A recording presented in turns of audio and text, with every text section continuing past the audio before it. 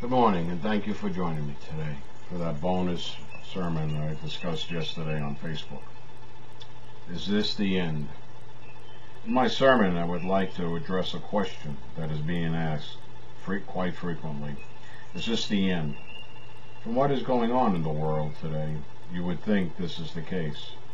The senseless murders, rapes, robberies, abductions of both children and adults, the abuse of the elderly and the animals, people divided against each other, the corruption, the lies, everyone thinking they have all the answers, forcing their views on others, not allowing people to choose what to believe, killing each other in the names of God and Jesus, people continuously telling others living in the world of the end of times, disrespecting, killing, and harming law enforcement officers who put their lives on the line to protect us.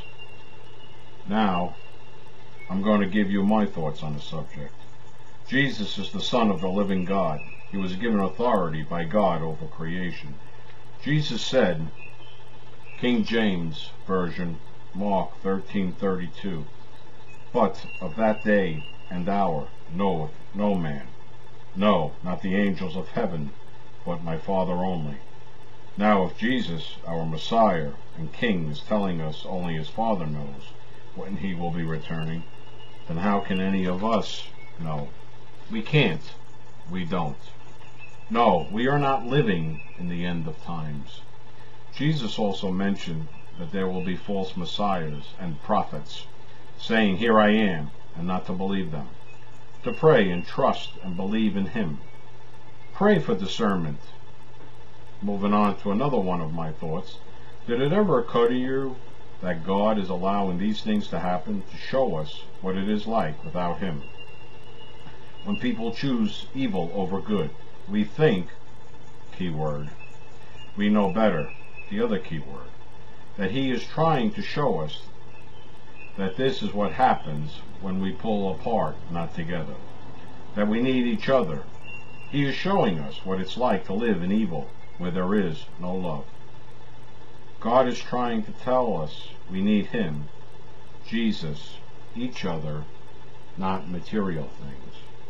Moving on, everyone likes to throw out that famous phrase, "What would Jesus do?" Or "Would Jesus do that?" I'm going to throw it out there myself. Would Jesus abuse and abandon animals, the elderly, those with disabilities, kill people in his Father's name because they don't agree with his beliefs? No, he would not. Never has, and he never will. He is love just like his Father, and like his Father, he will not be mocked. Look around you. There's still love in the world, and beauty. There are many people who still have love in their hearts, and do the right thing. The media needs to show more of this. We need to show more of this. Coming to a close here are a few things to think about, and then the choice is yours. Free will.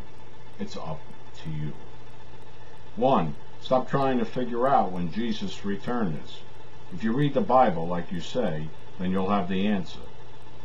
Reminder, Mark 32, King James Version, or any version. It doesn't matter, it's in there. Show love and be love. Help those less fortunate any way you can. Be kind and protect the elderly. One day you're going to be old. Protect the children and animals. They are the innocent ones. They know unconditional love, and we can learn from them. Pray for each other. Stand together in faith and love. Don't force your will and belief on others. Let them use their free will. They must choose Jesus this way. When you talk to God and Jesus, don't be a mask wearer. Be honest and sincere. They already know what's in your heart. So to go to them like that is just a slap in their face. Keep God and Jesus in your heart. Consult them on all matters that concern you. They know the best answer and the best path to take. Always be thankful and respectful. Respect law enforcement officers. They have families too. Thank them. Let Jesus shine through you. Thank God every chance you get for everything in your life. Yes, it will be hard and is hard. With practice it will become easier, and before you know it, you're doing it without thinking. With God, all things are possible. Once again, no, the world is not ending. As I've said in my past sermons, I will say it again. The darkness is dimming. Light has come into the world, is in the world. Stay in the light. Guide those in darkness into the light. Let them see and feel your peace and your joy. Don't believe the lies and the deception. Be positive, not negative. God bless each and every one of you in Jesus' name. The Lord bless you and keep you. The Lord make his face shine upon you and be gracious to you. The Lord turn his face toward you and give you peace. I'm Reverend Tony. Thank you for joining me today. And please continue to walk in the presence of God. I'd be glad you did.